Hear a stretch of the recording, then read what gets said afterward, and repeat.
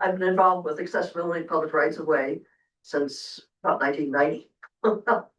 I'm a member of Signals Technical Committee for the National Committee on Uniform Traffic Control Devices, member of TRP PED Committee. Most of my research has to do with accessibility for people who have vision disabilities. I've worked across disability as well, so very much in tune with ADA and ProAg. So, well, thank you so much for joining. I think it's going to be a great fit to have you on the committee. For the record, Travis Nyberg is also here as well. We'll go on to item number 3, which is the approval of our agenda today for August 6, 2026. Don't be scared of the link. Oh, It's gonna be. keep it moving.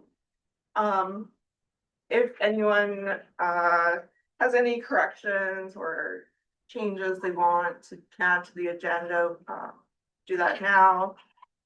Otherwise, I would entertain a motion to approve it. Which would approve the agenda. I'll second. All right, thanks, Susan and Ellen. We also have the approval of our minutes from our last meeting, which was March 26, 2026. I have a change there. Number 9. Other issues. That's what I was told for doing this. They're trying to convince the 2 entities to better maintain the area of College Street and Airport Way. What I was talking about was the intersection of College Street and Airport Way and the handicap ramps and the corner sidewalks attached. And the city and the state just need to get a little more coordinated. I don't know how they do it, but it's always been a problem, at least it may have from time to time. So. Okay, so just maybe an amendment to more adjust more accurately or like descriptively reflect your comments. Right. Okay.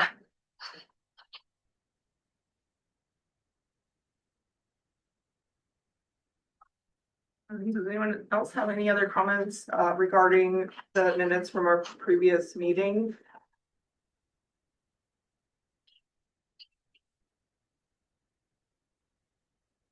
If not, we can have a motion to approve them. Motion to approve the minutes. Second that. All right, thank you. We'll move on to item number 5, which is our staff working group and chair report. Okay. Jackson.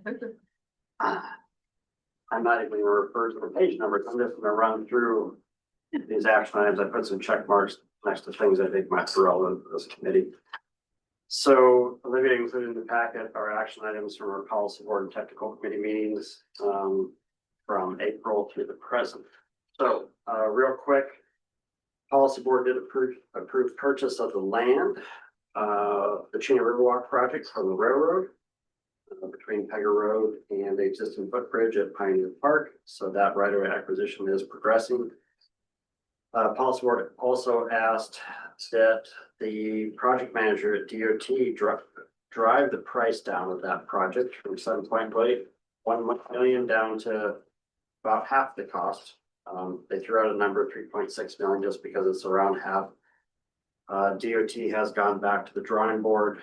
I don't believe the city engineering department is participating in the design any longer. It will be done in-house at DOT, potentially with securing an outside consultant for the hydrology review and permitting, but they're going to lower the elevation of the path. It'll still be 2 foot above the base flood elevation, but it will shorten the length of elevated graded walkway that's needed, and that's what will drive the price down. That was supposed to be presented back for a policy board here in August, the new design concept, but that they're not ready yet, so it may occur in September or October, but hopefully we can present that to this committee at a future meeting. The next couple relate to this committee. A year ago, we had a different policy board, and this committee, as well as our project enhancement committee, had advanced some changes to the roles and responsibilities documents for each. including the request of adding 4 new seats to this committee, and that's why BZ now has an open seat in this committee. So a year ago, that had been killed at our board level. With our new board, as a result of the last election, we brought it back and we were successful in getting those 4 new seats for this committee. Also, they restored the section of the bylaws where they had disallowed staff to participate as chair or vice chair of these committee meetings, should a committee member not want to, anyone on the committee want to be chair or vice chair. So that is now back an option on the table for this committee during the annual election at the end of this year. So you can choose from staff or committee members. Staff, of course, cannot vote on items or make motions if we serve in those positions. We would just be here to facilitate the proceedings of the meetings. So all that has been restored. Okay, another one here. There's a few controversial highway safety improvement program projects that DOT is considering funding. One of which is the College Road 3-lane conversion. So narrowing it down from 4 lanes down to 3 lanes with a center 2-way left turn lane along College Road and only 1 lane in each direction. Perhaps some driveway consolidation as well as part of that, and introducing in some additional crosswalks like the one that we installed at the farmers market. The board unanimously supported the College Road 3-lane concept, and we anticipate by the end of this year, DOT will fund that conversion. It's already been designed, so it could move very quickly. Another one was Badger Road. Badger Road did get a 3-lane conversion, 2016, maybe. No, maybe it was more recent than that. Regardless, so a similar treatment was done on Badger Road, but as a result of their latest safety data, they still have serious accidents and fatalities at some of the intersections along Badger Road. They have, based on their analysis, the best safety countermeasure for some of those intersections where there's been fatalities and serious injuries are roundabouts. And our policy board is supporting the state in using highway safety improvement program dollars to install roundabouts along Badger Road. They identified 8 intersections, but of course roundabouts are very expensive. My expectation is they'll start with 1, or maybe they'll start with 2, but it could be over the next 10 to 20 years that there are intersection treatments out on Badger Road. I don't know where they will start, but my hope is it's PD and Nordale. So that's a very dangerous intersection on a curve that a roundabout could be a good safety countermeasure out there. So by the end of the year, stay tuned. We should see some new project starts for something on Badger and something on College. Okay, next topic, Chino Lake Recreation Area access via Plaque Road. The new Plaque Road extension into the Chino Lake Recreation Area at the northwest corner with the parking facility, restrooms, and paved path connection from that area down to the existing swim beach and main parking area. That was fully funded, went out to bid, and I believe it's under construction as we speak, but I haven't been out there to see what the progress has been.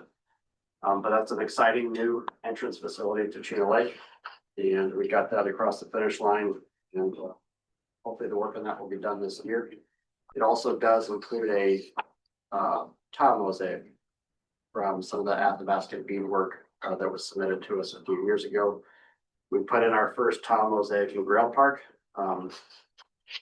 just right across the river there. We're doing that in each parks project, and so Chino Lake's getting one next.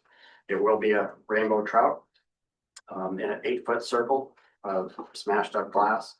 I'm out there at that facility, and then there will be a mosaic of a bird at the Pioneer Park North parking lot and boat launch project that will go to construction next year. So that'll be a 3rd mosaic that's installed. So exciting partnership with Denakanaga on that one.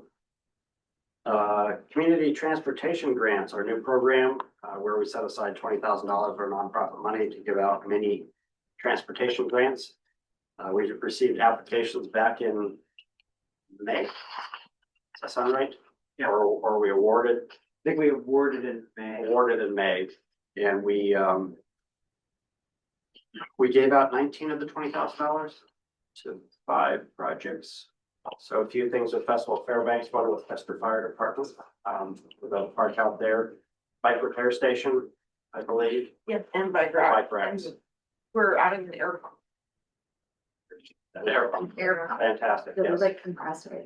Uh, What are you doing? it's like a outdoor type of air pump. I think you still have to. Yeah, Cool.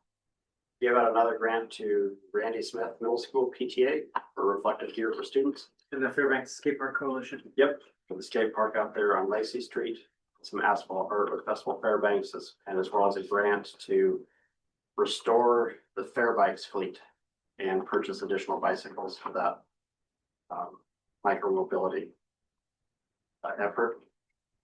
Oh boy, here we go, another one. We have retained an Alaska Fellow for the winter, starting in September all the way through May. A woman named Francesca Hales, so she will start with us September 9th. And we have a lot of special projects for her to work on, but I think she'll be engaged at every one of our committee meetings, so you'll meet her all soon.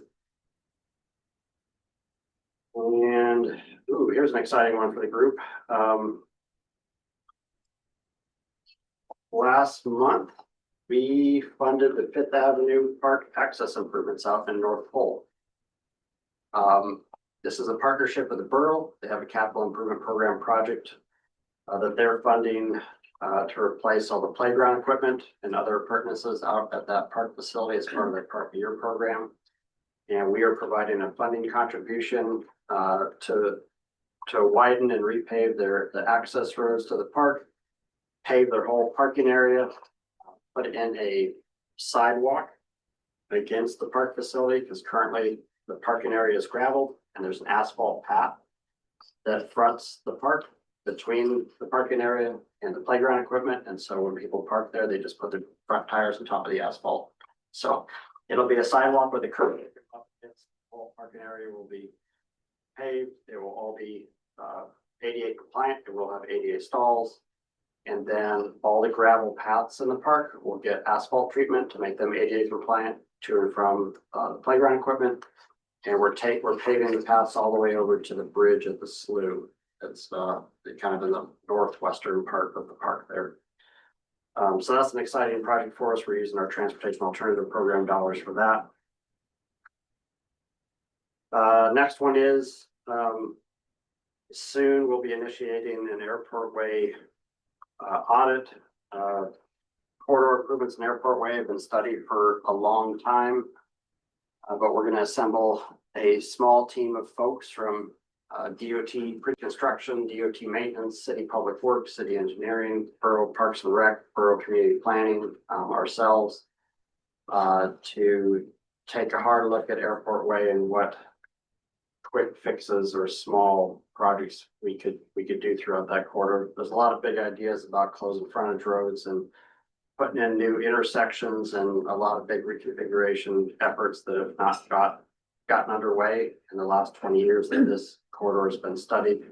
So we'll be looking at things like, where can we remove some fencing material? Where can we upgrade Jersey barriers to be more aesthetically pleasing? One quick fix might be, which was identified in one of the studies, is to make Barnett Street convert it from one-way to two-way between Airport Way and 10th Avenue. So there's better access to Barnett Magnet School and healthcare facilities there for vehicles. But we'll be looking at it through the lens of bicycling, walking, vehicle flow, anything that we can do out there to do something rather than nothing with Airport Way, since it was voted the ugliest road in Fairbanks, and I think we all probably share that sentiment. But we also want to identify some of the bigger projects so that we can get them in the queue for federal funding. Again, because any improvements to Airport Way has really languished over the past couple decades. Okay. Here's another one here. We just recently approved our FAST Improvement Program project list for 2027 and 2028. Could we pull up on the screen? It was in the technical packet. Yep. A few pages in, yesterday. We could scroll to that page. I'll point to some things on the screen, but I just want to highlight the non-motorized project locations that were funded for the next 2 summers. And for your benefit, BZ, the FAST Improvement Program they're more like preventative maintenance projects. So it could be mill and pave of an existing asphalt path, or it could be, minor sidewalk repairs. Not a lot of new facility work that requires surveying or drainage, things like that, but more like repair activities to existing facilities. Parks hydro section. what they're doing right now. 350. Oh, yeah, Yep. that was from like, wow, 2 years ago, I think. Yeah. Yep. So some new things funded here on the non-motorized side. So North Fall area, Psalms Way, path, mill and pave. North Santa Claus Lane, the entrance to Safeway, to put in a pork chop pedestrian refuge in the middle of that large driveway crossing. North Pole High School crosswalks, higher visibility. I don't remember the scope of that, other than repainting the crosswalks, and I don't know if there's signage or flashing lights, but there's not a lot of money there for what's going to occur. I think it was just repainted. Just repainting it, freshen up the crosswalks, that might be all it is for that amount of money. North Pole Elementary School sidewalk replacement at Snowman Lane and Toast Street, 4th Avenue, I think it is. Tanana Lakes Recreation Area, couple gravel pavement, so paving gravel roads out there, but they are used by patrons of the park to walk along. South Davis Park, we're funding the gravel pavement project for 25th Avenue that kind of loops around South Davis Park. Next, we'll be funding a project separate from this to pave the trail system around South Davis Park. Lions Club rec area, this is off Danby in College. That has a gravel loop road, so gravel pavement for the road throughout that park, and it has a lot of picnic areas that are off on the side and a non-motorized boat launch down in Noise Slough. Tanana Loop Recreation Area, trail gravel to pavement. It's around the lake, I believe. And then Anween Randy Smith schools. So mill and pave the path behind those schools that it's off Danby, so it's behind the schools. And this path connects to the Aurora subdivision. So kids going to these schools, if you live in the Aurora subdivision, you can walk the streets and then you jump on this path and go through the woods and get right to those two school facilities. And that pavement's in really poor condition. And then UAF, mill and paving Tanana Loop West, so that I believe that's the road that goes up the hill from lower campus to upper campus. And that will include a very wide shoulder on Tanana Loop for bicycles and pedestrians. There's actually quite a bit of bikes and pedestrians along that route. Yeah, then Tanana Loop extension path, mill and pave. This is like the northeastern portion of the campus, where there's a section of path that's in poor condition, but also I think there's a small gravel section. It's a small gap in the network there where you don't have, it's like 15 feet. Yeah, 15 feet, but it's milling and paving up to that point, and then it'll complete the connection to that roadway there. So again, a lot of kind of repairs, but some gravel to pavement conversions, which makes it easier for everybody to get around.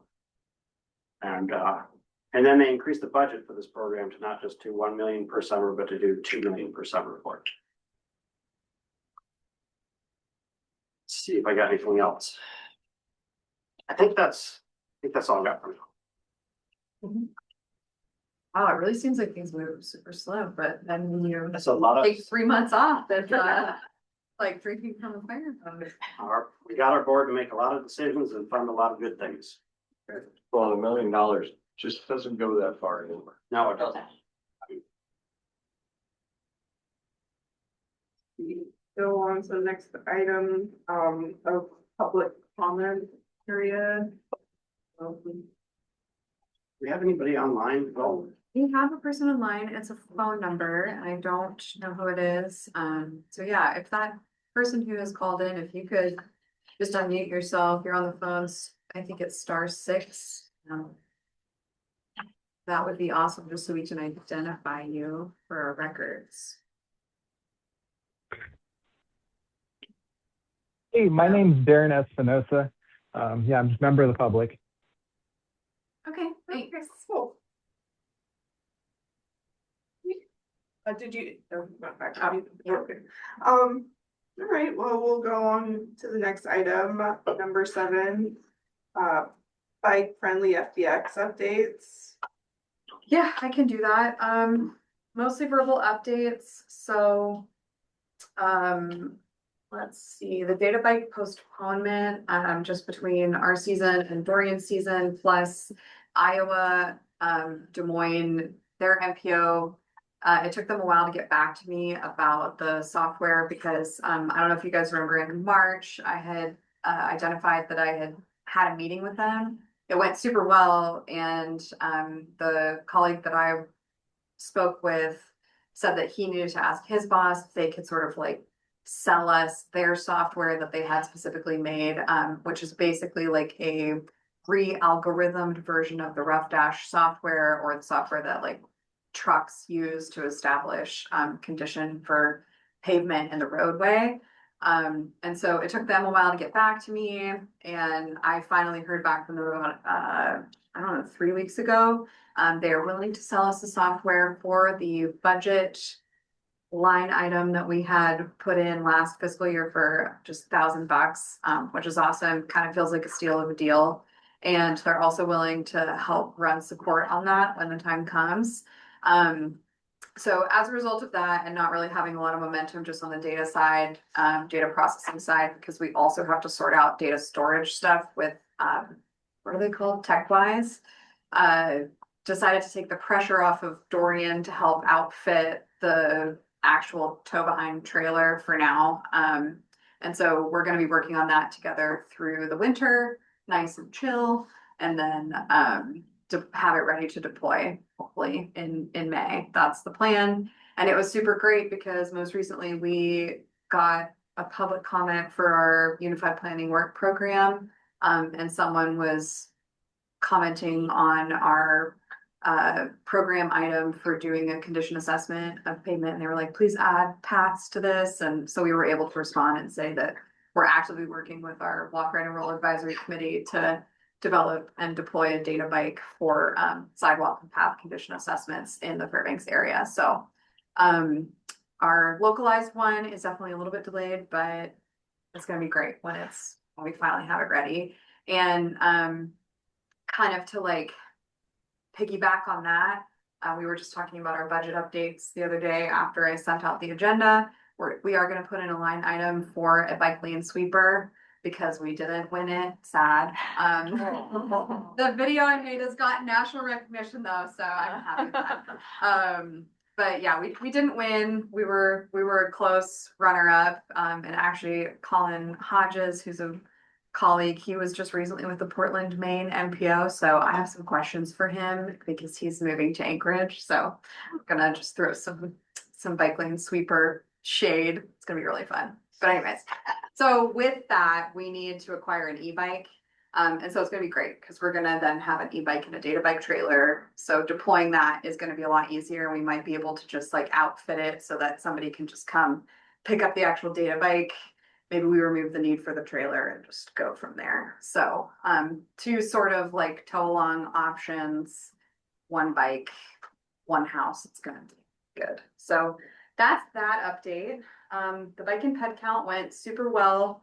We had the number in my head and it just totally fell out. We had a bunch of intersections counted. We basically had like a 50% of the capacity of possible intersections that you could get counted, which is awesome. I feel like usually we're around like 35%, but we had a bunch of new volunteers this year. Having those railroad round trip tickets was a huge success. There were a lot of people that signed up for 3 days in a row to obviously bolster their chances to win the tickets. And the fellow that won it, his name is Dave, was it Dave Zumigala? Yeah. Really? Yeah. And he was just like, he was so enthusiastic about it. Yeah. And then he said everybody calls him Zoom. And so he said that he had been talking about it with people at Running Club North, and they all were like, wait, what are you doing? You're counting people. And so just from being able to lure like a new volunteer in with some railroad tickets, he did all 3 days. He told a bunch of people in his network about it. And so I'm really excited for next year because I think, I mean, that's what the idea is, right? Just trying to spread the word. And so with the bike and ped count, I know we've all talked for years about the digitization of that data. And that is my number one goal with our Alaska fellow. She's GIS competent, and I'm really looking forward to basically just like setting up a spreadsheet, having her go in, backdate and backlog all of this data, and then we get to work on visualizations together. So that's going to be happening in the fall. The Bike Friendly Fairbanks Partnership renewals, we have pivoted to a biannual model. So we are just about done distributing the 2025s. Explorer Fairbanks came and got one of our last boxes. And so I'm just chasing a few stragglers down because summer is a very hard time to get a hold of business owners, which is one of the reasons why we're sort of like taking this break so we can reorient ourselves a little bit around like engagement periods with the businesses. But everyone's still really enthusiastic to be repair kit hosts. The repair kits are staying in their current spots. And I actually got a text from one of the Black Spruce brewing owners, and they said that there were two bike tourists who were coming through town, and they were just like absolutely thrilled to be able to like patch their bikes and do some additional work just right there on site. And they passed along just like immense amounts of thanks. So 4 years later, the program is working. And yeah, it's been really cool. Every time I see someone with a bike around a place that has a repair kit, I'm like, you know, those are there, and people are now saying like, yep, I know. So that's really great. And then the free bike valet, we only did the one this year, the Midnight Sun Festival. I had been kind of hopeful that Music in the Garden would launch by, you know, can fast planning please run support on this, but we really just didn't have the capacity to do that this year. And I don't know, we got moved several times in the last several years, and so it's just really hard to feel like we know it fits, but it just seems like the collaboration piece isn't totally there yet. And so, you know, maybe we try again next year. But the one at the Midnight Sun Festival, we parked as many bikes as we did last year. We were open for 2 hours less, and it rained, so that was also kind of fun. So yeah, those are my updates. Does anybody have any questions about Bike Friendly Fairbanks program so far? Okay, cool. Cool. Thanks, Olivia. We'll go on to our old business. The first item is the Metropolitan Planning Area boundary update. Take it back in. Ah, I'm Just just, smile about it. Yes. but look at it. What up, Moose Creek?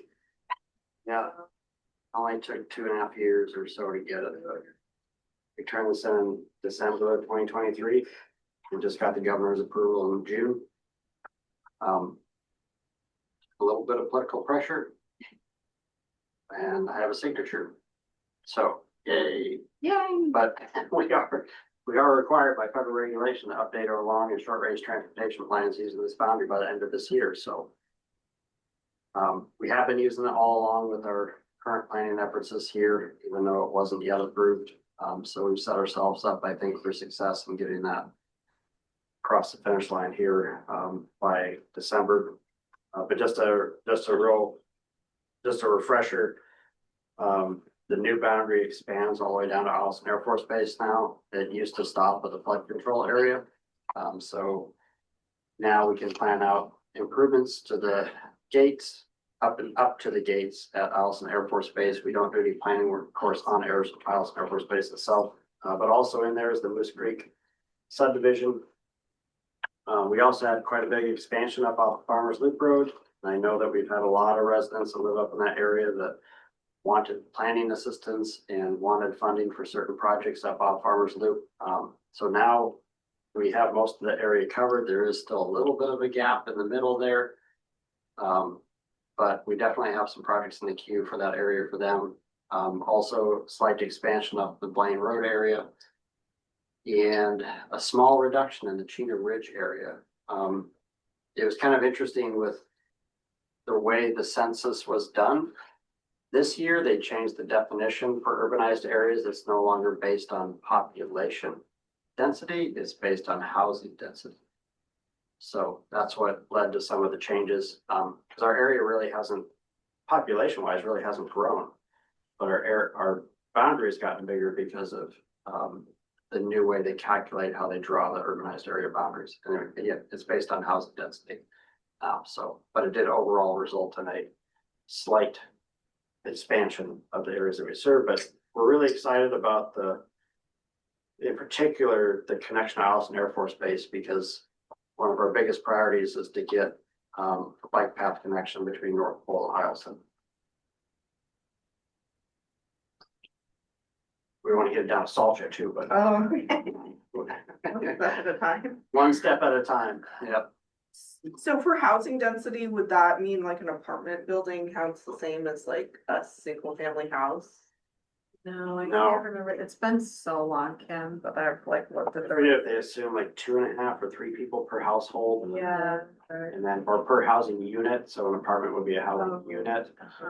Okay, Um, I think it is 2.5 2.5 people, yeah. per housing. Yep. Yeah. Very good. Neat. Thanks, Jackson. Our next item is the Active Mobility Leadership Lab. It's pages 16 to 25. Yeah. Yeah, so I can take this one. So first I got to engage with our actual leadership lab doctor from the League of American Bicyclists. He was at the NACDO conference, so it was really great to be able to like make that connection virtually over the course of 11 weeks. And then he is a Minneapolis native, and so being able to just like ride around on a bicycle with this like league certified league employee and talk about bike nerd stuff was really, really fun. And then after that trip, they actually told me that they have, like, as a result of the closure of this leadership learning lab, again, this was their first iteration of it. It was a grant that they got through the Healthy People, Active People, Healthy Nation initiatives. They want to wrap their arms around Fairbanks specifically for the update to their strategic plan. And they want to do that as a result of all of the work that we're doing as a committee, and as an organization and as a community, which is really cool. And yeah, I'm just really grateful to learn that. So details to come on what exactly that means, but my ultimate understanding is that we have like a direct line to League of American Bicyclists for pretty much anything and everything that we could want in terms of support. So we want to look at policy or design or engagement materials. We have access to a portal through the leadership lab, but then we also, yeah, just have that direct line. And then they did this cool blog post. I would love to get some numbers from them in terms of like engagement and how many people have read it, but they interviewed me basically just on the Bike Friendly Fairbanks program and then how the Leadership Lab has contributed. And it's no surprise that I was just like, oh, it made me feel less alone. This work can be really, really challenging. And being able to build a working group with folks from Green Bikes and Bankstown and Green, who is very, very deeply passionate into the bike network. It's been a really fun experience. And so that kind of like leads me into the next thing is that the working group had to choose an action and then fill out an action plan.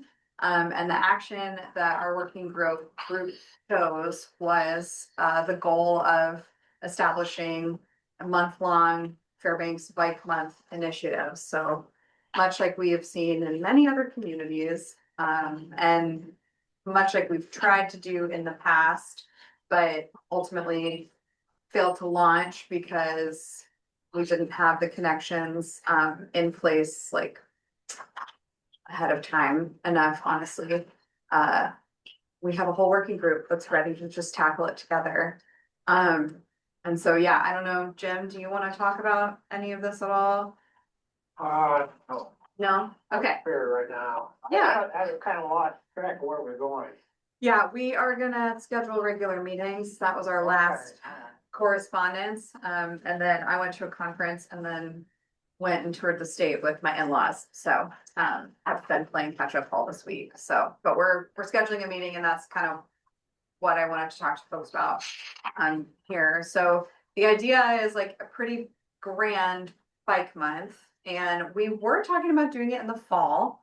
And then we decided to go back to doing it in May, keep it in line with kind of like the national standard. And bringing in existing bike-friendly business relationships. But the big goal is to also leverage this as an opportunity to educate people who don't bike, people who don't use the network, maybe use some energy, raise some funds to do some PSAs for drivers and appropriate behavior when you're, driving alongside a bicyclist or any number of scenarios that we can come up with on the spot.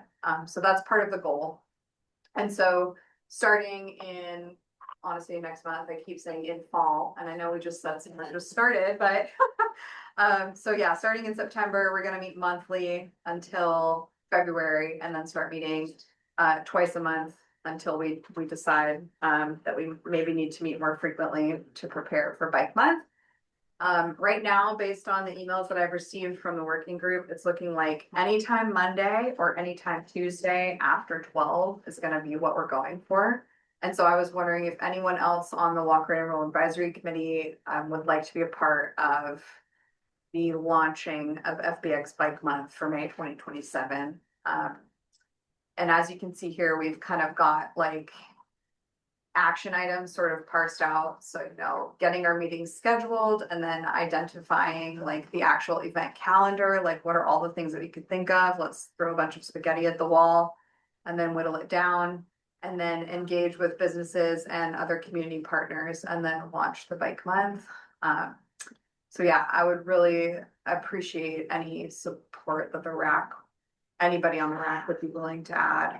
Or if you have ideas about how we can just engage with it as a committee, that could work. Like if you guys wanted to be a part of the working group meetings, we would have to publicly notice them, but we could do that for sure.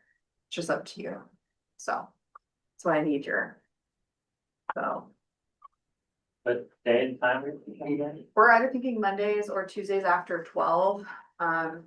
Mondays are like wide open. So if there's like a preference for, committee members.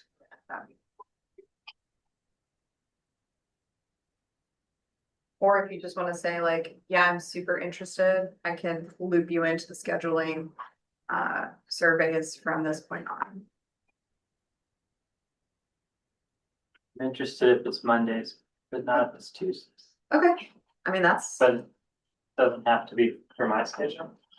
I mean, thing is, there's like energy there, and the rest of the committee is like, yeah, Mondays or Tuesdays work, so it's like, if you have energy and time to participate in making this happen, Mondays are your preference. Game. Anybody else? I will say, Ron, we're talking about like some of the things for this would be like coordinating with DOT to like the words, not my words, were put a little pressure on DOT to sweep the streets like August 29th, so that boom, May 1st, we've got like swept shoulders or whatever. Do you want to say those dates again? Yeah, Because they don't really line April up. 29th, Yeah. April 29. not August. Not August. Did I say August? Yeah. Yeah. Crazy. That's why Ron's, My brain right now. Yeah. April So you 29. don't want me sanding roads all winter. You can go to that, yeah. Yeah, just kind of talking about ways that we could collaborate with like the state, to maintain the facilities like in a way that could serve motorized users in the beginning of May, things like that. Did I say August again? No, Oh, I have my hand out. oh, money. Yeah, well, maybe we talk in November after an election. Maybe, Sure. okay, third week of November, I'll just touch base with Ron. But yeah, I mean, those are kind of some of the conversations that are happening. It's like making bike month like a thing, doing materials, blah, blah, blah, but then also figuring out a way to kind of open up that line of communication between non-motorized users and DOT and now. How fast are you gonna buy your little street sweeper? Well, yeah, I mean, that it will be here. That would be. So my the goal. biggest issue with those dates. Yeah. Is that's when we're finishing up hauling snow. Yeah. We're trying to get everything swept, but we're also changing our equipment all over from winter to summer. Yeah. Plus.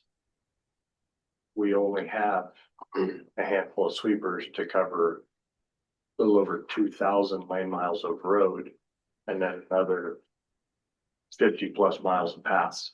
Yeah. And we've been without a sweeper for a little while. Oh, it's like out of service? No, all of them. Oh, all of them. Yeah, we just got our street sweepers back up, but the pickup rooms have been down. Our little sidewalk tractor, the newest one, is in a pile at Craig Taylor. They did. These meetings were I think they bought that. monthly or weekly. They will be City. monthly and then they will move to twice a month starting from January. They're replacing that Am I interested? Yeah. Okay. on the season. Jonathan came down. And then, so maybe Ron, I'll just like put you down as a patch in as needed. I am happy to converse with you on that subject anytime, Olivia. Okay. But yeah, we should have the bike lane sweeper by then, so. Well, that thing is cool. It is so cool. Yeah. And Travis is gonna sell the gravel on the side. I haven't so. found it. Everything now has a motor Use it all. and they're spending. Yeah. Yep. I thought you guys. First call more cars like bikes. Yeah, whose isn't? Motor, it was like tow. Okay. Thank They're you. Those bigger are- than that, Right. but I was looking at, they had ground driven ones. And I can't find them anymore. And the other ones are like 70,000. Or are you gonna do the item number C? I'm gonna have him kick it off because tired of talking and. We're talking about this. Okay, we're good. It should be good. Yeah, I think you sent water. Just.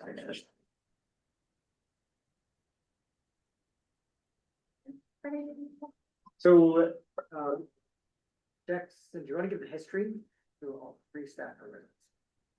Let's do it. There's Just like- pinch hit. All right. Yeah, Trinity Gate and F Street, this has been identified as a intersection with safety concerns going back to at least 2012. That's when we did our first safe routes to school assessment at Town on Middle and Anween. Anween? No, Platt. Platt Elementary School. Out there, this, at this particular.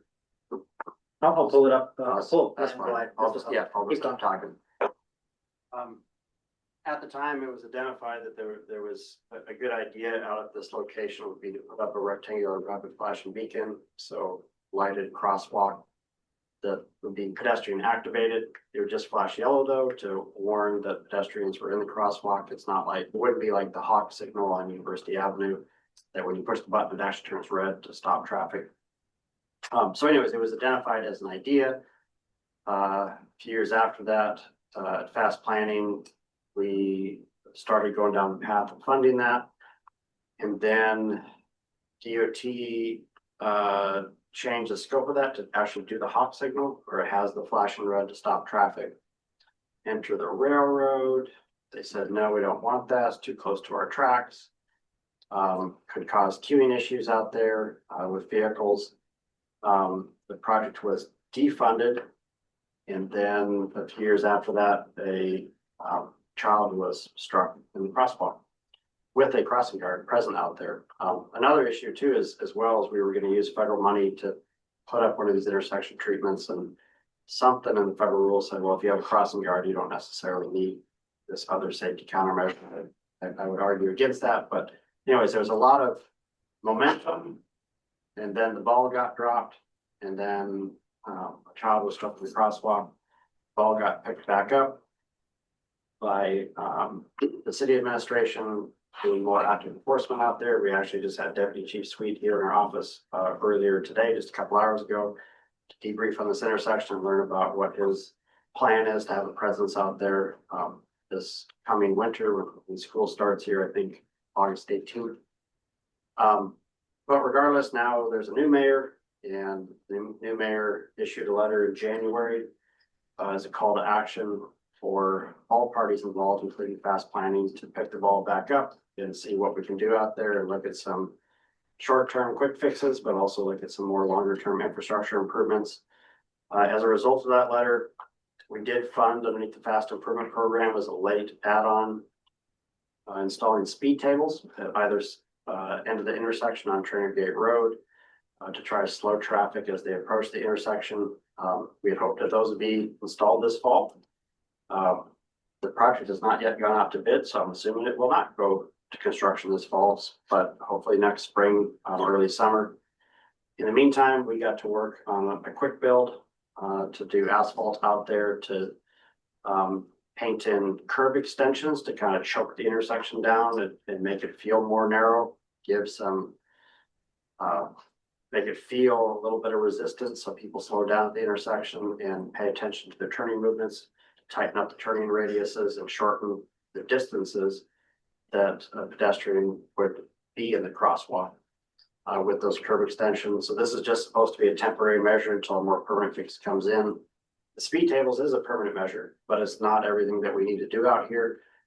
I do think that a roundabout at this location would be a great treatment. However, the railroad says no to roundabouts this close to the railroad tracks. That they said they wouldn't object to a traffic signal. The curb extensions may be part of this plan. DOT seems to think that we could probably get a roundabout in and figure this out with the railroad. But a lot of conversations have to happen to figure out what that more permanent solution is. But speed tables, I think, will be a good treatment in the near term, meaning next summer.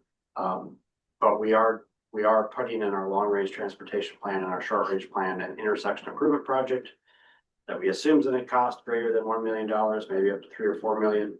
But DOT will have to go through that alternatives process to come up with different safety countermeasures for this intersection for more permanent infrastructure out there. We don't quite know what that's going to look like yet. So I think Corey and Olivia are going to talk about our quick build treatment that we did and a lot of observations pre and post installation. It certainly didn't, our quick build certainly didn't make the intersection a lot safer, maybe a little safer. We still have very bad driver behavior out there. Made some people angrier. Yep, made some people angrier.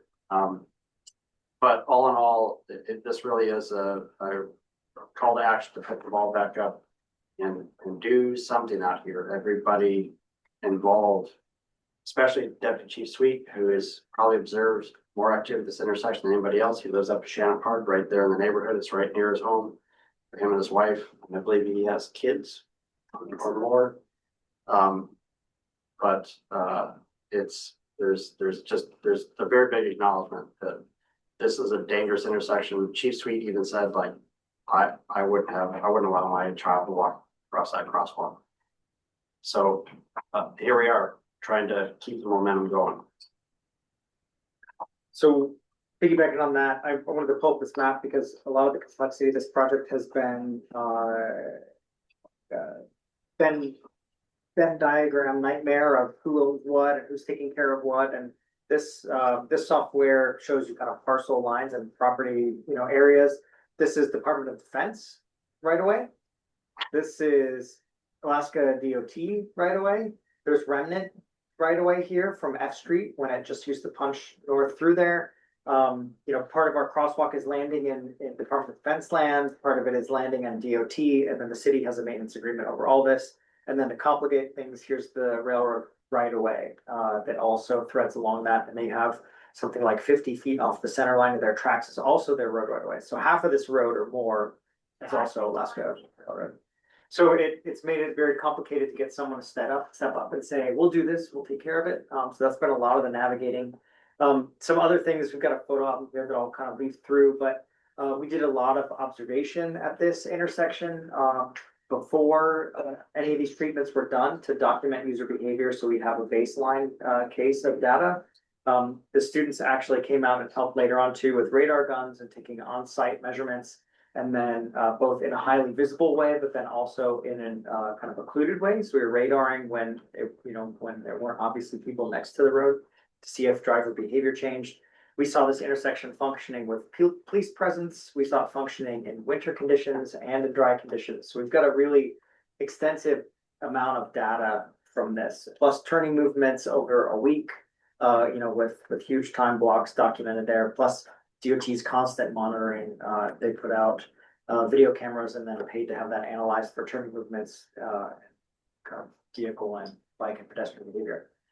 So I'll just kind of go through what we sort of ended up doing here, but a lot of what we observed was during the school day, lots of kind of complex blind spots, sort of things happening where it wasn't really easy to see who was coming and going. We saw immediately, some of the ways that pedestrians kind of pop up in what feels like right in front of vehicles without being seen. In the packet you guys have in front of you, we document some of these blind spots, but this video really kind of helps illustrate the turn lanes being one of the most kind of challenging issues here, that buses stacked up in the turn lanes block a car for long seconds, especially when a vehicle is moving sometimes 15 miles over the close to 20-mile-an-hour speed limit.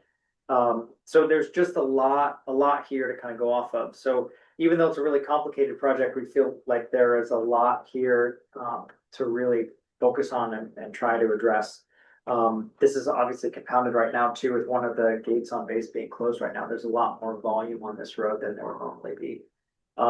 And something else we observed is when school's in session, lots of kids are crossing kind of all at the same time during these fixed times, which is really easy then for police presence to show up. Not cheap, but it's easy for them to show up and help ferry a lot of these kids across during these fixed hours. But in the summer, when we were doing this painting project, there were kids crossing all day. Like it's a really diffused amount of crossing. So it's not like you could have a concentrated response, like have a police officer go sit there with lights on and protect 80% of the kids crossing. It's all day and it's on scooters and it's on e-bikes and it's walking, the whole gamut. So, this is just for anybody that's been over here, you kind of know what the issues are, but this is a dead flat, straight, super wide road right away, and cars are accelerating both directions of this intersection. So we followed some best practice stuff, and I'll start getting into what we actually did. A lot of these radiuses are in excess of 30 feet. There are some baseline dimensions that you use that make WB 40, which is wheelbase 40, like buses and freight, makes it really easy for them to turn in and out of here. I'm sure their control, or one of their control vehicles under consideration, was school buses. So these are really huge swept radiuses. And while that's great for buses to be able to turn through here, that means that vehicles are able to make these turns going very fast.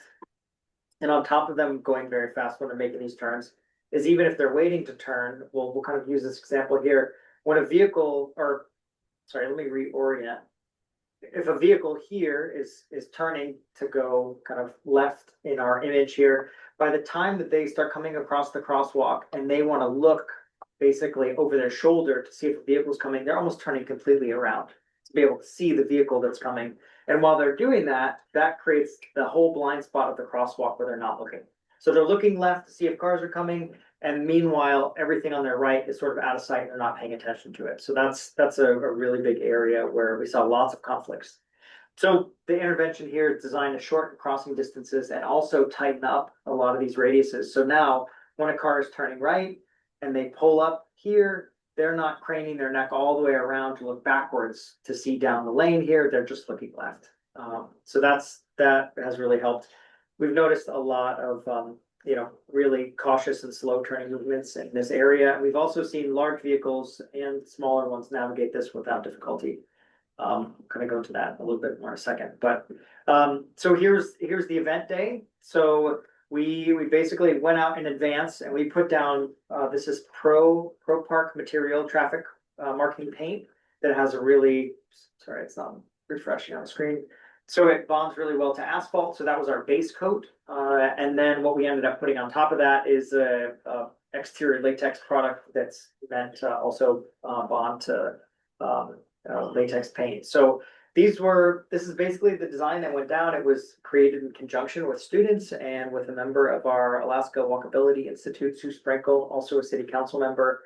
She helped kind of come up with the design.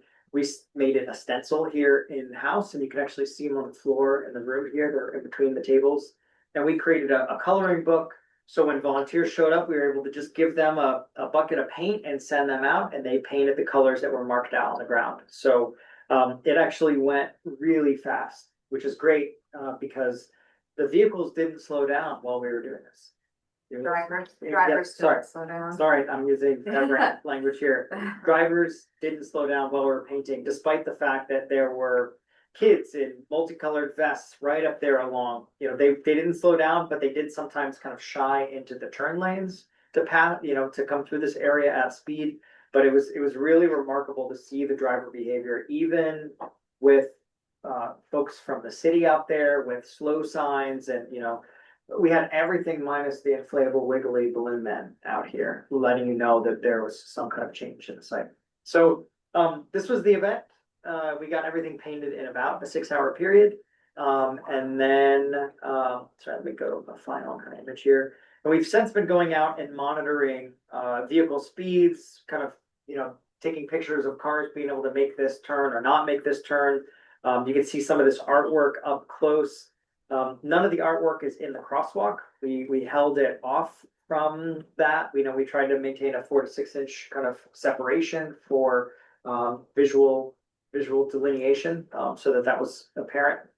And yeah, we're still kind of continuing to take information. We're going to radar, at a couple points throughout the summer, and then as kids come back, we'll do that. Let me scroll up here too. We've got some aerial final images if I can find them. But I think that we've learned a lot in doing this. There was a lot of prep. I think we've got it down to a pretty tight recipe. Gosh, is it overall? Here we go. It's got everything painted. I think it just goes to show that you can make an intervention like this, and if the road design overwhelmingly is favoring driver speeding for basically a half-mile stretch, whatever you do here still can't overcome that. We're hoping that the speed tables help. We had Deputy Chief Sweet here talking about how he does deployable speed bumps, and that really seems to help. But again, without meaningful geometry changes that make drivers uncomfortable, there's still this kind of behavior. And we still have the blind spots that are documented in our packet here. That's not resolved because these turning lanes are still there. So we see this as one step to try to make things more comfortable. And there are plans for some snow sculpting to happen in the winter time here. These flexible posts will very likely get removed. They just won't adhere to the ground, and with any kind of plow equipment in there, even if they get nudged, they're going to slide right off. So we're anticipating that what will end up happening here is that City of Fairbanks Public Works is going to help us basically create berms deliberately in these spaces to kind of mimic the types of neck down that we're looking for here. So that'll be kind of a conversation in progress, but this is kind of our first step, and we're talking about other tools that we can deploy, during periods of crossings. There was a hope that we get a flashing yellow light similar to what's by Hunter. Is it elementary? Or is it middle school? Hunter Elementary. Hunter Elementary has got a yellow flashing light near an intersection. Yeah, on Gillum. We were hoping for something like that here, but in the absence of that, we talked with DC Suite about getting they're called halos that go over traffic cones that can be set out during school, crossing times. So that'll provide sort of flashing lights at the ground level near the crosswalks now. And they're bright during the day too. Yeah, they're visible during the day. So anyway, we're trying to kind of keep ahead of this stuff, think about the next steps. I guess some of the other things we want to do is work with the school district in Durham and have them test, their buses through this intersection, find pinch points and make adjustments as necessary. But I did just drive through there today to kind of keep an eye or check things out. And about Half of the cones just in one area of this intersection are down and need to be reattached. And it's all along that, sorry. The stretch on the, yeah, south side of the road. And that particular stretch, it's the one with the light blue and the daisies, but this particular stretch is the one that we received calls about right away. And while we were out there drawing the geometry ourselves, someone very seemingly deliberately drove into that space, and it was like boom, boom, boom, boom, and they hit 4 or 5 of them while we were there. It felt pretty intentional. And then when you look at them like this, it is pretty obvious that someone lined their vehicle up and just drove right through. So there are the comments that we got on Facebook, and I got a few phone calls within like an hour of us putting a sandwich board out there with the phone number. And then I didn't get any calls after that. And the 3 calls that I got were about this turn. And it's really interesting because when you look at the aerial photo, the change that we made to the turning radius here is actually spitting people out in the proper lane, in the proper alignment. So people previously were cutting so close, and this is the same thing we're experiencing from F Street to go towards base, but people are cutting in so close on that huge radius that they were then dumping their vehicle out into like not even a traffic lane. It was just like this shoulder kind of, there's like a bit of a sidewalk, but also some greenery. So they were spitting out right in there and then merging back into the lane of traffic, which is also unsafe. And so now we're spitting people out in the proper alignment, and they are, the phone calls that we got, people were not really receiving that very well. So yeah, I guess, we'll just see what happens when it's a nice snow berm. Throw a concrete planter out there. Well, so what we're planning to do with the snow and the intentional snowscaping is actually getting out there and adding a little bit of moisture to it and hardening it up, setting it up a little bit. Public Works is actually really excited to experiment with this because number one, they get to leave snow in that. And then also, yeah, just kind of cutting out some identified space for children on the crosswalks and using like the one resource that we have the most of to make some temporary changes. So that'll be fun. And my goal is to, maybe make international news as a winter city, like intentionally doing this and see what happens. And then, the other turn coming from F Street in this photo, it's at the top. And then, dumping out into the lane to head into military base. People are really giving that quite a lot of room. And so then we've also gotten feedback about like, I spit out into the turning lane, and if there's a driver there, like I can't make the turn. And it's like, well, the driver that's in the turning lane is likely positioned on the crosswalk, which is why you can't make that turn because they're inching their way out. So that's number one. If the turning lanes were closed, this wouldn't be an issue at all.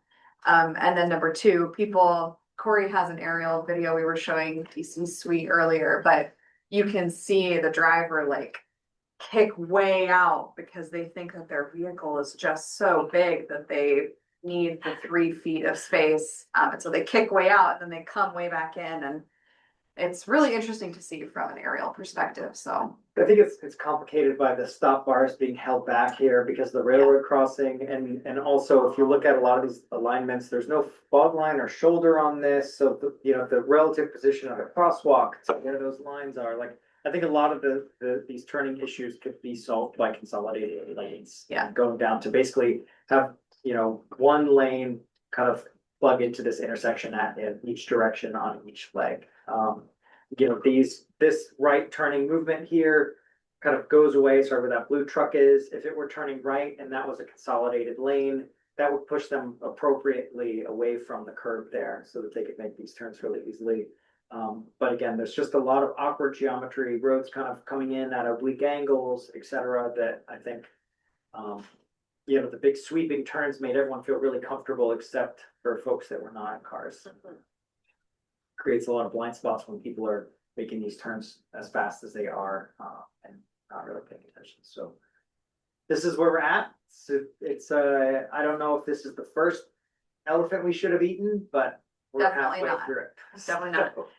We are waiting to hear, so the city of Fairbanks contracted out an additional traffic study to a consulting firm, and we're waiting to hear back the results on that about closing the turning lane. We do have some concerns because the study has occurred after we have implemented phase one of this pilot project, and it has occurred while school hasn't been in session, but that also could work in our favor of actually closing the turning lanes because the turning volumes will be lower. So yeah, we'll see what they say. DOT has told us that they had no opposition, and so again, because of the right of way Venn diagram or scramble, we just kind of need everybody to be on the same page. So, and one of those turning lanes is Army. Yeah, but I did talk to some planners. On DOT property. They were also supportive, yeah. So we're waiting to hear back about that, to be determined. And then, would you mind going to the webpage just so they know? So if anybody approaches you about this, because obviously you're involved and affiliated with Fast Planning, if you just send them to the webpage, fastplanning.us/TGFX, there are so many details. I did upload some additional pictures today. If you scroll down a bit, there's a comment form. So this comment form will spit out a comment form that's related specifically to this project to us. So we'll know. They don't even have to say I'm writing because of TGFX. They can just be like, this is crazy. And then if you go down a little bit, it is, yeah. 43 during the school zone hours. It kind of tells the story, and then I do have the data uploads just a little bit beyond this. So we have the 4 days, oh, right there, go up. The 4 days of DOT's traffic information is those little green squares, and then that chart is links to all of the little data sheets from our students. They're kind of a mess, but I knew what was happening, so I organized it accordingly. And if you look, you open one of them, like you go up. This one should be speed. Yeah, so you can kind of just see what we did. It was radar guns, bi-directional, and then they did little tick marks. And these were during drop off and pickup. So the majority is over 20. And we were talking to Deputy Chief Sweet today, and we can talk about this a little bit when we're talking about code, but you're going one mile per hour over in a school zone. It's like an automatic 6 points on your license, $300 fine plus something times 2. And so if they were actually out there ticketing, I mean, look at all those marks beyond. That's a lot of potential How much losses. money they could make? Right. Yeah, I don't know. So yeah, we're gonna be working with this, and then once the school year starts, getting students out, taking some more data, but please point anybody to this webpage. And then we do have a little blurb about our winter plans at the bottom. So I have a question or two and a couple of suggestions. Yeah. Why hasn't this area been designated a safety corridor? Jackson? We don't have any safety corridors in Fairbanks. The only one I'm aware of is the Seward Highway between Anchorage and going down like Keely. Yeah, and there used to be one between Big Lake and Wasilla. Right. before, That's right. But it says safety corridor, fine is double. Yep. So I would not want that to start at the Stees or at the gate. It should be tighter, in my opinion. And then I would have a sign that says video recording in progress. I And then specified after- well. And then after that, an electronic speed display with the flashy lights. Because they would think they're getting their picture taken. And I guarantee you that would slow people down. And the double fines of the safety corridor, after several people got ticketed, I think you would see speeds lowered in that area. So like. And I like would a not use a faux- speed display trailer, because that's something that somebody has to come out and move at the end of the day or whatever. Yeah. But they have small enough ones that'll slap right on the light pole or an existing sign face will run on solar power. Yeah. Relatively inexpensive, but I a few of think those around town, yeah. until we get a permanent fix there, I think that would be a good alternative. We did realize today that the placement of the school zone signs are almost double the distance that they should be More from this than- intersection.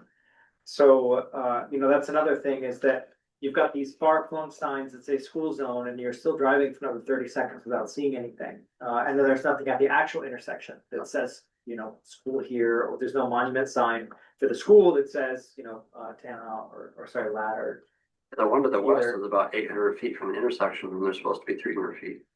Yeah. Well, and I would leave those signs there and add another school zone sign tighter, so we're giving plenty of advance warning within all that. And I mean, really, you're talking about 8 devices total. Yeah. Relatively cheap and quick to implement. If you could be done before, I like those ideas. well, I don't know if it'd get done before school starts, but I think a lot of that stuff is very readily available. Okay. Coming from DOT M&O himself, so. Well, I have no vested interest because it's not my road. Well, But yeah. David, right, city has maintenance not. I didn't, somebody else gave it away, which is fine, but Yeah. I think that could be a good, quick Lower temporary fix. cost, yeah, and effective solution. And then Nelly's gotta be out there to enforce it. Has there been any more suggestions? I know that at some point last spring, there was a suggestion of shutting down at streets intersection with 300 feet from the south. Oh. I don't remember that one. I think that would solve a lot of, that wouldn't solve all the issues with speeding and stuff, but it would make the turning a lot easier if there was no connection across the railroad tracks. Right. If it was a 3-way intersection instead of 4-way, and if people that live in that neighborhood to the south had to take a couple extra minutes to drive over to D or E or whatever the next street is. C is the other one. I would bet the fire department would Not have some issues with that, Yeah, but I think the railroad would love that. Yeah, they would. yeah. So we're having kind of like a post phase 1 installation roundup next week. I need to check the doodle poll before I leave, but it's likely gonna be Monday. And that'll be with the mayor, City of Fairbanks, DOT, hopefully someone from the Army can join us. We'll have the police, and we'll see kind of what next things we can implement before school starts, so. Yes, you mentioned that you're doing, looking at driver behavior, you're looking at pet behavior too. I'm curious as to know whether pets are in fact taking advantage of being able to stay, to go further into the roadway. I guess we've seen folks on site and the yielding behavior by drivers is incredibly poor. Even with pedestrians like at the edge of the flexible posts, drivers are not yielding to that. And there's no stop bars indicated, especially on the far side of the intersection. So, I think, from what we saw on the times we've been on site, pedestrians really kind of hang back, like they're real cautious around this intersection because of the speed of vehicles. Sounds like they should be. Yeah, and vehicles are now, we've started doing top-down filming with a drone for like big 30-minute blocks that just watch driver behavior over time and interacting with pedestrians, and drivers are going just as fast. If anything, they kind of shy away from the flexible delineators into the turning lanes so that they can keep going fast through this intersection. So it's not ideal, but we do know that, during the school days, we see a lot of kids that are crossing and then go down into the Birchwood Homes area. So there's a lot of like kids commuting, so to speak, on foot to and from the schools. So, I think pedestrians are cautious, cyclists similarly. But I will say, like, I do think people are queuing up in that space now that we've kind of created in that little imaginary shoulder. So I do think that, yeah, people are taking a bit more advantage of being able to inch out a little bit further because that turn it's not protected, but we've identified a space for them through that turn. I And so I do think it's like a little bit less egregious, the way that the drivers are cutting right in. But yeah, I think I agree with Corey that folks are still being pretty cautious. It'll be really interesting to see the behavior with the crossing guard. And on average, there are about 35 kids crossing in the morning and about 50 in the afternoon. And so, yeah, just let's see what happens. But there will be a crossing guard present, both. Not very obvious where pedestrians are supposed to wait there. There's nothing that delineates that line. I'm Yeah. not sure that how important that is until we get Permanent handle on infrastructure. driver speed. Yeah, and one of the challenges, especially with painting up against the railroad there, is that we had to be 20 feet away or more. So the first third of the crosswalk has no flexible posts or paint of any kind, because it's within that zone where you need, I can't remember what it is, like hundreds of dollars an hour minimum, you know. For a flagger. It Yeah, was for a flagger for the railroad. So we tried to keep things away so that we wouldn't complicate permitting and costs and all these things. But you know, ideally you'd have more of a sidewalk treatment that would lead you up to where the crosswalk begins. That way it's clear where pedestrians should be. But and also having asymmetrical facilities doesn't help anything out with that there. Yeah, I should like do mine. All right, But Thank share the packet. need to read. Yeah. Right, we'll go on to new business then. The first item is guys for the corridor study update. Yeah, I can kind of start. This wound up being put in the racket because somebody texted me to my work phone and was asking where they could provide comment on signal timing. And so then I was like simultaneously touching base with Nathan Stephen about signal timing and trying to follow up on, I don't know if any of you remember when that person Rebecca came and gave the presentation on signal timing at college in Danby. Or Danby. Yeah. And so I was trying to like follow up with Nathan on that while this person was texting me about their concerns. And then the motorcycle collision occurred off of Geist and Loftus very recently. And it really got me wondering, you know, if there was a signal timing aspect to that. So I included the news article, but I wanted to provide comments. This person couldn't be here today. I think they might be doing field work. But he wrote some comments that he would like me to read to you guys, and then we can kind of proceed with the conversation after.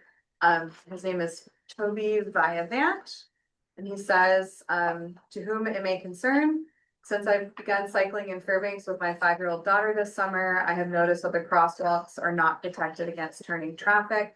Most of the crosswalks in Fairbanks allow traffic to turn through the crosswalk. Although drivers are legally required to yield to pedestrians in the crosswalk, they often don't. We had a scary experience at the intersection of Geist and University. We were eastbound on Geist, crossing University towards the Phillips Field bike path. As we entered the crosswalk, a truck started to turn right from Geist to University. The truck, I'm going to insert driver there, noticed us and stopped, but it was only 3 feet away when it stopped. In this case, the walk signal and the traffic light changed at the same time. The truck was starting from a complete stop. I think we would have been hit if the truck had begun the turn with more speed. Although drivers are legally required to yield to pedestrians and bicyclists in the crosswalk, Fairbanks drivers, to put it politely, are not the most attentive or careful drivers. Furthermore, a 5-year-old kid on a bicycle is in the forward blind spot of many of the large trucks in Fairbanks, especially if the truck is lifted or if the driver is short. Many drivers turn through the crosswalk without checking for pedestrians. A safer solution would be to prohibit turns through the crosswalk when pedestrians have the walk signal. The existing traffic lights could be reprogrammed to prevent left turns through the crosswalk. Right turns could be prevented by installing 5 signal traffic lights on any intersection with a right turn lane. The right turn from University Avenue to College Road already has a 5 signal traffic light, although the signal still allows right turns through the protected crosswalk. The 5 signal lights could be reprogrammed to prevent a right turn through a protected crosswalk. Some other safety improvements for Geist Road could be illuminated crosswalks for high traffic areas. There are at least 2 dangerous places on the Geist path. cars make high-speed left turns across the bike path as they enter the West Valley Plaza and the Geist Food Court from the westbound lanes on Geist Route. In my opinion, eliminated crosswalks in those locations would greatly improve pedestrian safety. The crosswalks for the University to Johansson merge lanes should also have illuminated crosswalks. Due to the unsafe cycling infrastructure in Fairbanks, many parents I know refuse to ride in town with their young children. In my opinion, the unsafe cycling infrastructure has created a negative feedback loop. The infrastructure is unsafe, so people don't ride their bikes, but won't do anything to make the infrastructure safer because people don't ride their bikes very often. Please do what you can to make our town safer and more bicycle friendly. Toby Viavant. So yeah, I wanted to get that on the record for Toby. And I told him that we also have a Geist safety corridor study somewhere in the queue. And so I reached out to Ethan Grades, who's the project manager for that, and he said that I think it's still out to bid right now. No, it's not up to bid. Kenny Engineers was selected to do the work. They're still in contract negotiations over the There it is, negotiations. scope. And so I was hoping that another DOT employee, Alan Skinner, would be able to be here today to talk to us about signal timing, or at least provide materials, and I did not get either of those. So I wanted to put the news article in about the accident so that we could open up the floor to talk about that, and then also open up the opportunity to maybe discuss the Geist corridor study. I think we talked about maybe like contributing to a potential steering committee Yes. group. And so seeing if anybody might be interested in sort of championing the comments for Toby, et cetera. So that's what I've got for that. Let's see. And I can also provide the written version of these comments to you all if you would like them. But I put pages 41 through 48 because we've got that news article. And then I also included, yeah, so the communications and then the traffic control signal legend. So this was one of the things that we were talking about with the Trainer Gate and F Street project is driver. What is allowed between a driver and a pedestrian when a crosswalk is in play as well. And we learned today, just by double checking with Deputy Chief Sweet, that if the pedestrian is in the other side of the roadway by the time the driver enters the crosswalk, that's fine. But if the pedestrian is in the same side of the roadway that the driver enters, so like they're both in the same kind of lane, that is illegal. So there are like Alaska Administrative Code parameters in place to attempt protection, but I will say, I think, did I get it in here? That's traffic control signal. I've sworn I had the crosswalk. But it still is at the comfort of the driver. And so, yeah, I just kind of wanted to get the Geist corridor on everybody's radar again. And see if anybody would be interested in like, or is like lunging at the potential opportunity to be on a steering committee for the corridor study. Love to be on a committee for Geist, since Okay. I live right down here. Okay. I will say, as an experienced and fairly confident bike rider, all the intersections on Geist, especially the University Geist intersection, are like my least favorite places to go, and I actively go around that intersection as much as possible. Me too. I believe that's the second fatal motorcycle left hook at Geist and Loftus Oh, really? in not very many years. Yikes. Yeah, there was one not too many years ago that was also a left hook there. Okay. I'll look into that. Do you have any other information about that accident other than the news article? No, Do we I was know? wondering if anybody else did actually. I was wondering if the motorcyclist was in the road or on the south side sidewalk. Right. because I know a lot of, well, actually, I don't know if anybody saw that viral picture about 6 months ago, but it was like, this is Alaska, and it was like a bunch of people on a four-wheeler at the intersection of Geist and University with like beer cans, and they were no helmets. It was chaos, and I was like, this is not. But anyways, that was kind of what I was wondering as well, if they were queued up and using it as that. So I also, or, was it a motorcycle? Was it a dirt bike? Was it a non-street legal dirt bike with no headlights or flashing signals? So yeah, I was also wondering if anybody had additional updates, but maybe we can get a police report or crash report in the near future. So Go reach out to Lieutenant Roberts. I know the troopers are still conducting the investigation, because I actually talked to them earlier this week. They were looking for a video, which we don't have. okay. And so I also thought that that would be a good segue into the big topic, aside from Trainer Gate F Street, which is e-bikes and the e-moto question. Jim had asked me at the bike ballet at the Midnight Sun Festival if we could get Dorian in to talk about e-bike classifications. And I thought that would be, unfortunately, Dorian couldn't make it, but he told me to pass the torch to Matt to talk about e-bike classifications if there are any specific questions. But I thought it would also be a good opportunity to like reopen the door for the House Bill 8 stuff. We have all those letters of recommendation from folks around the state supporting the language that we had drafted up to classify the e-bikes. I have the news article in about Dunleavy vetoing House Bill 8. And I don't really have any recommendations for action from this point on, but I think we need to reopen the conversation about e-bike classifications, and then also these newfangled e-motos that are sort of everywhere. They're very quiet and they're not e-bikes. I am beyond done with them. Yeah, so I don't know if there's like a specific page or something that I should start with. I guess we could go to the, oh, that's a good one. With the Anchorage PD. Yeah. Yeah. Yeah. So this is a good place to start. Anchorage PD put this out because apparently they are also experiencing some. Well, this was Anchorage Muni. Is it? Oh, it says. Anchorage PD put this out, but Anchorage Muni passed Code. Yeah. Which is, I think, maybe what the walk, roll, and ride should advocate for the city or the borough to do, because of the veto of HB8.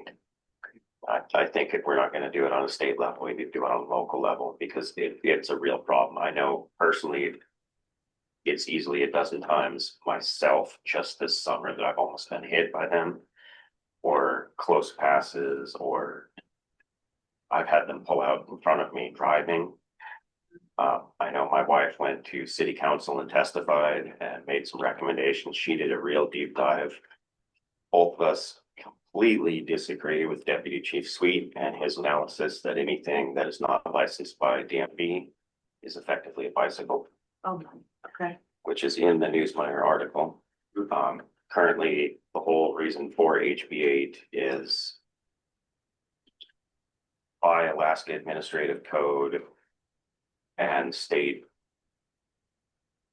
wording. There's not an exemption for e-bikes.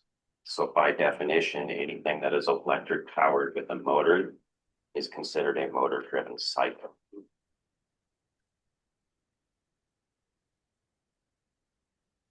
So if the city PD really wanted to go after it, they could just start impounding these. I think realistically, if they were to impound 2 or 3 of them, we'd get around real quickly, and then we'd quit seeing them in the parks and on the sidewalks. I also live a block away from Denali Elementary. I've seen them in the schoolyard there on the playground.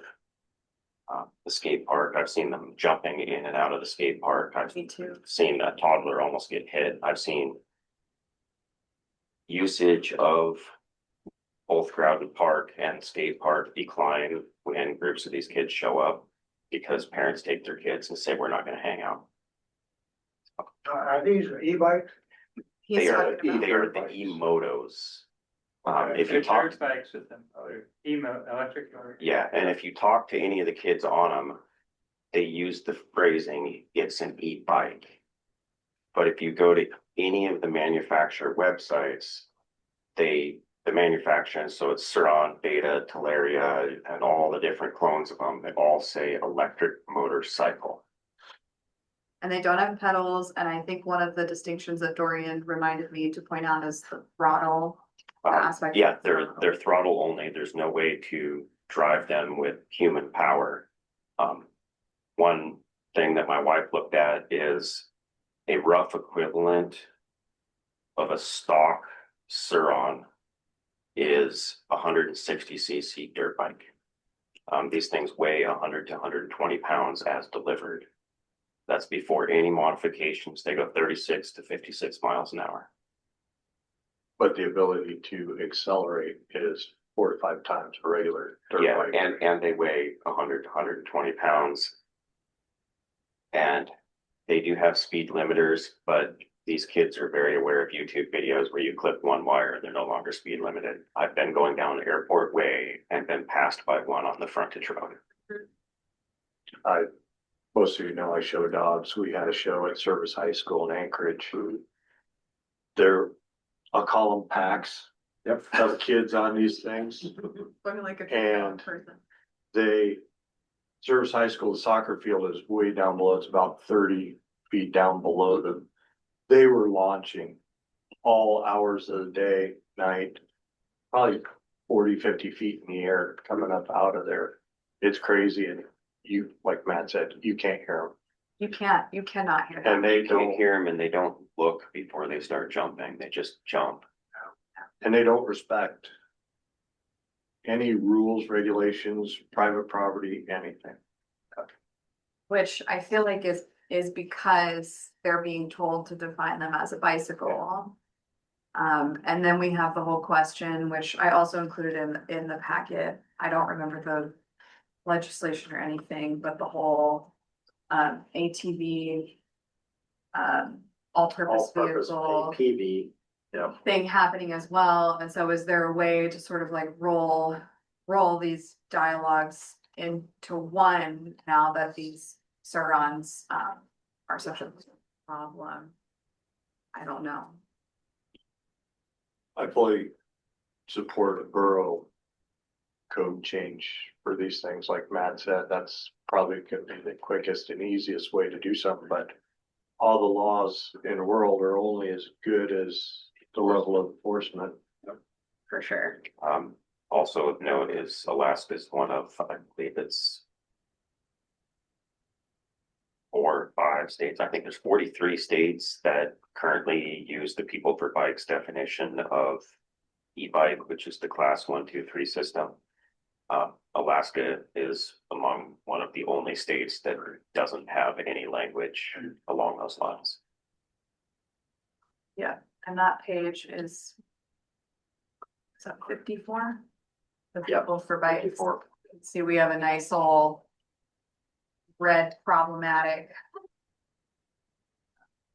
I think this is actually old data, 'cause I was under the impression that there was even more states that have adopted this currently. Yeah. Check. Any attempt to put rules and regulations in effect, it helps, but I think we have to be with a real advertising or program, let people know, because you know, let's just pass some kids when I was going on the right of way street on whatever it was. They were going the opposite direction down the middle of the street. I said, hey, you guys aren't legal here. Well, you're here. Oh my goodness. And, the pretty young kid, so, you know, I think we need a real advertising program. I don't know how to do it. Get people aware of the rules. Well, and I agree with you. I'd like to expand on that, you know, especially with Bike Week. I think there needs to be just as many PSAs to educate the non-motorized traffic on what they're supposed to Yeah, do. that's right. Because yesterday morning, coming to work on Davis Road, there was somebody riding down the bike path, there was somebody going against traffic on the shoulder, on the right lane, there was somebody going with traffic the other way. Nobody had lights, nobody had helmets. And then not 4 hours later, I was sitting on Davis at Pegger, waiting to turn, waiting for the signal. And a lady, late forties-ish, went against the signal, just walked right out, didn't look anywhere, just straight out across the road. People, they don't want to wait. I don't know if they're just impatient or what, but I think we need to educate both sides of the issues. Absolutely. And hopefully with a goal of reducing accidents.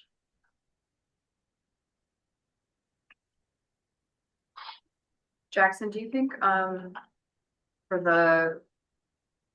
like a recommendation for adopting code, do you think that that's also something the borough could implement for like their parks? This is kind of the angle that I'm thinking, since they don't have road power, so it would need to be like They don't have cities, enforcement powers either, right? is the issue. So, yeah, they can make They can say they're all the not code plowed. requirements they want, but they would have to rely on the troopers or city police or somebody to enforce it on their behalf, and that's never. Well, I know the city council meeting, it sounded like, Chief UB was deferring to city council to make a recommendation on how they want it enforced.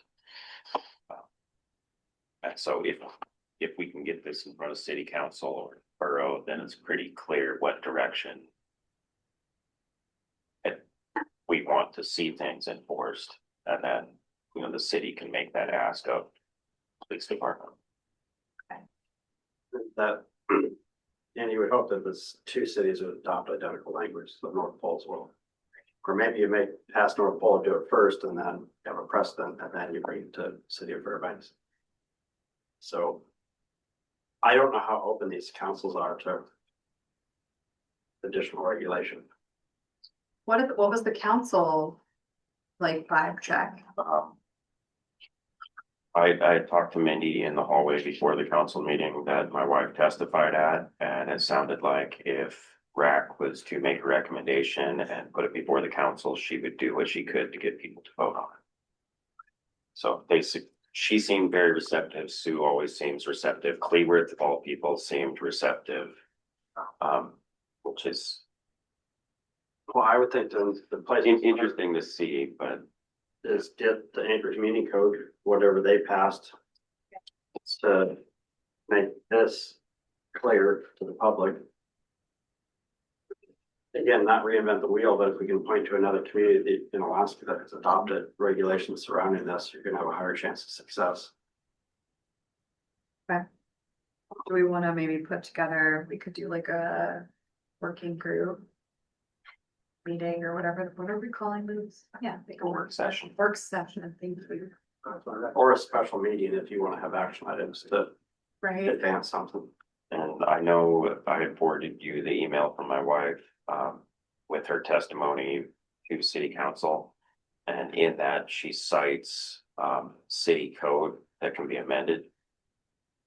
Specifically making a call out, and she did not get a single look from Deputy Chief Sweet, who was also at that meeting. okay. Okay. Well, hopefully we can take some work off of this plate with Trainer Gate and F Street improvements, and then we can ask him to start taking some surround riders. It's gonna be tough to catch them. Yeah. Planning to be here for a meeting next week.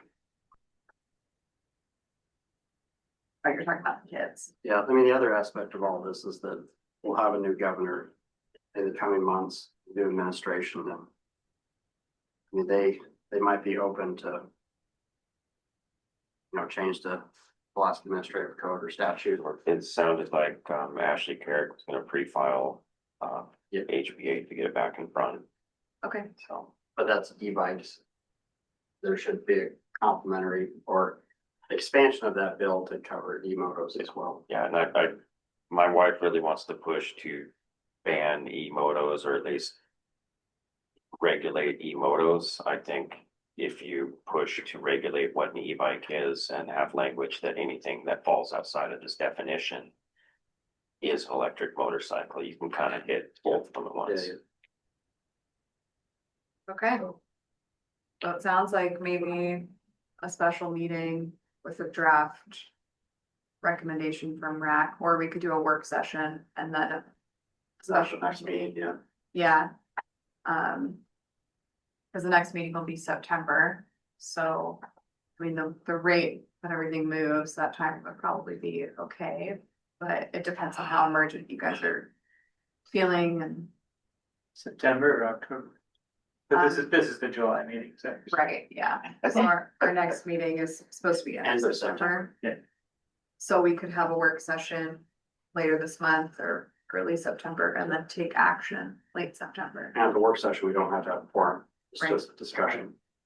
Drafting a letter, et cetera, combining materials. Does that work for everybody? So option will show up if you're interested. Is our quorum number bigger now that our membership number? Well, we're getting really awkward here. We're at 8 people. We're not an odd number. So technically we need 5. But we have a couple more seats to fill, so. Yeah, do the 2 new members count towards the 4, or is that? Oh, that's a good question. I'll have to go back and revisit that. Or- So then we 10 or 12 people. Do we even have that many chairs? Yeah, we got chair. It's a good donkey chair. Yeah. Yeah. Yeah, we'll look into that, but Well, we have about 15 minutes left here. We want to talk about the motorcycle versus bicycle collision before we leave. Yeah. Good.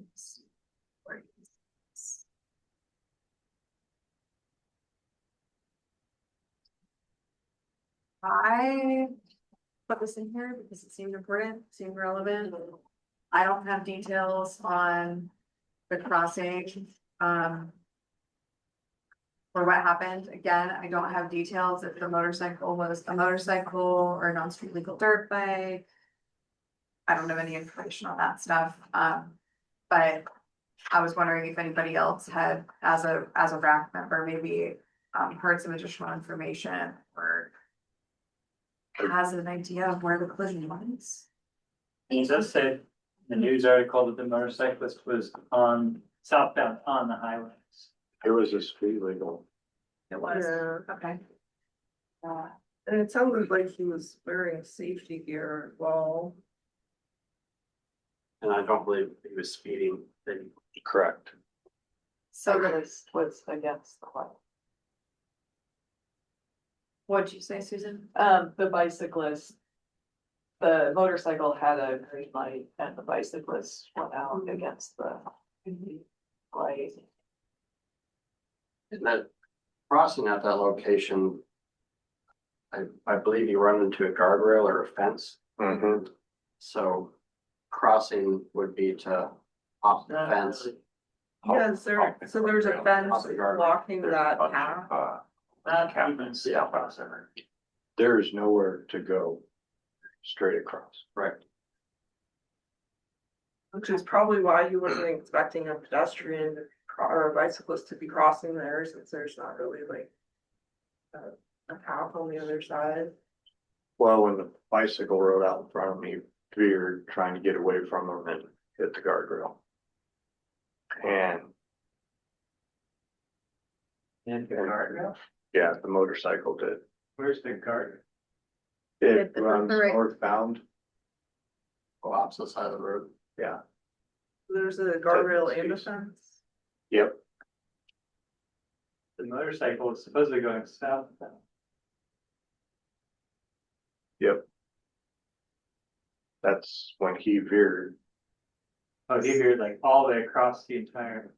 That's my understanding of it. And So the motorcyclist was headed Mhm. this way and veered and ran into the guardrail here.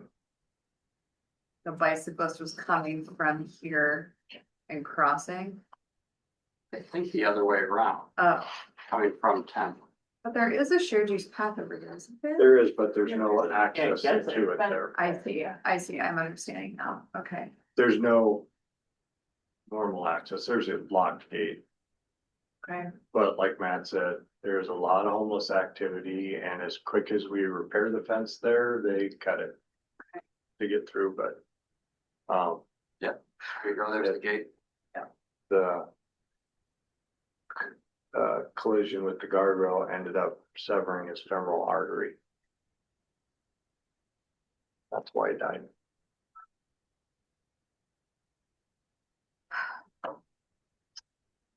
yeah, well, I didn't really have any like goals, I just felt like we needed to give it some space and acknowledge, you know, like we're obviously a non-motorized user group committee, but it's also important to acknowledge, yeah, the lack of education and awareness that can occur in a space as well.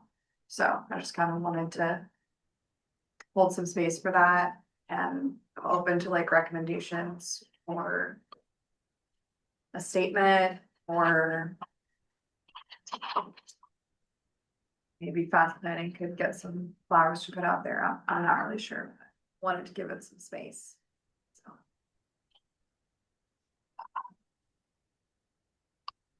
It's a big one. And both of these motorcycles were 19, right? 19 and 22. Yeah. 22.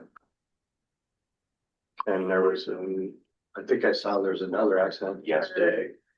Yes, for today. I think it was around lunchtime. That's what I think I saw briefly on Facebook Yesterday? today Today. on Badger.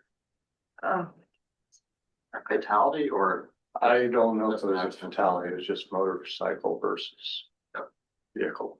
okay. and the same day or the day before this occurred, there was another one on College Road. It's a sideswipe motorcycle. What? Yeah. And there's two more earlier this summer, I guess one on Badger. On itself. Okay, well, I might draft some sort of like motorcycle, like transportation space. We don't talk about motorcycle lane enough, but it is a huge part of the user network. So I might just take a stab at something for that work session as well, just as a committee, you know, with like boots on the ground. Cause it is kind of a hybrid space a lot of the time, which like, I know when we were talking about ATVs and then on motorized space and all these things.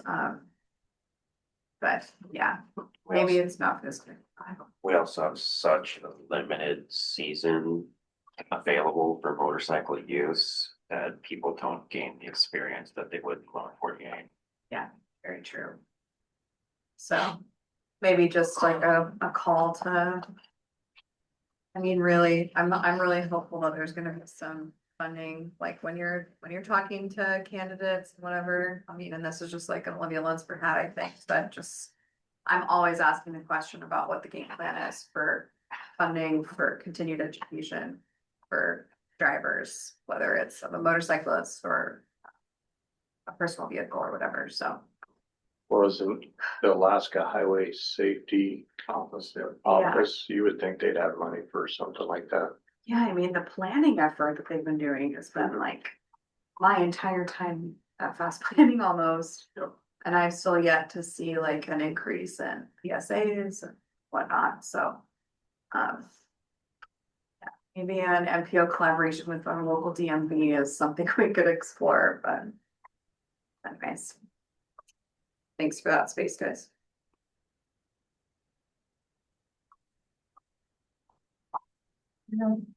It's a big problem, but maybe not an easy solution, obvious one.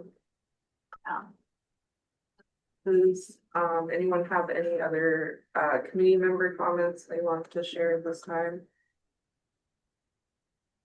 The Mitchell path looks great. Oh, Yes. Somebody sent us Oh, an yes. email. I meant to read that. Wrote it a couple days ago. It's pretty nice. Yeah. Chena Ridge, the new repavement from Iceberg down has shoulders that seem much wider. I agree.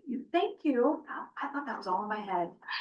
I live in the corner of Iceberg and Chino Ranch, so I did the Coldstream group ride on Tuesday and I hit 52 miles an hour going down Chena Ridge. No, thank Wow. you. No, thank you for that. Someone's gonna accuse you of having an e-bike. We're putting the battery on that thing. Oh yeah, so this was, yeah, about the path from Julie Rafferty. I do not know who that is, but they said, my husband and I rode the new bike path adjacent to the George Parks Highway from Loftus to Geist. Wow!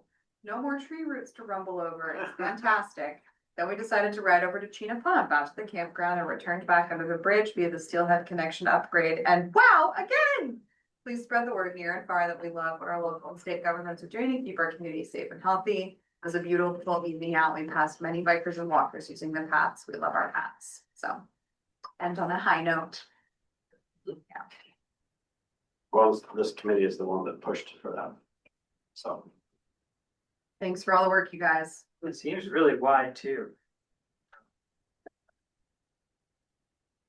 I don't know if it's really wider, or just the cutting the And the foliage feedback, I back think, makes it helped. look so much wider. Someone was saying that there was just a lot of overgrowth over the original asphalt, that like a lot of the Yeah, path there was just was. obscured.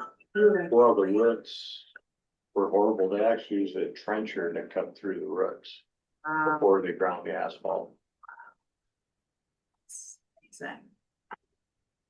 Well, thank you, team. Got to see the changes in action. Anyone have any more comments? We could have a motion to adjourn. Thanks, Adam, the that. All right, we are adjourned at 6:53. I'll be in touch with you guys about a work session.